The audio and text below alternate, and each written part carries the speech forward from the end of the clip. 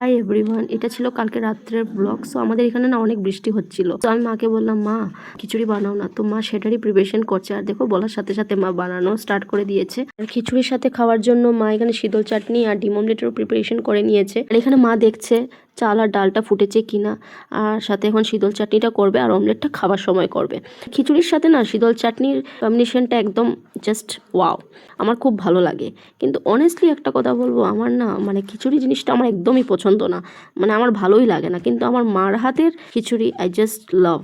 আমার মার হাতের যে কোনো জিনিস আমাকে দেবে আই জাস্ট লাভ, কারণ মায়ের হাতের যে কোনো জিনিসই অমৃত হয় লাগে। আর তোমাদের মধ্যে খিচুড়ির সাথে শীতল চাটনি কার কার ভালো লাগে আমাকে কমেন্টে নিশ্চয়ই জানাবে। অ্যান্ড অনেস্টলি বলবো, আজকে খিচুড়িটা এত দারুণ হয়, জাস্ট ওয়াও। অ্যান্ড আমার বোন মা সবারই খুব ভালো লেগেছে। So yeah, that's it for today. আর আমার মার হাতের রান্না যদি তোমাদের পছন্দ হয় আর যদি তোমরা দেখতে চাও, তাহলে আমাকে নিশ্চয়ই কমেন্টে জানাবে। আমি নতুন নতুন মার হাতের রান্না তোমাদের সাথে শেয়ার করব। So yeah, bye, see you in my next video. Till then, bye by.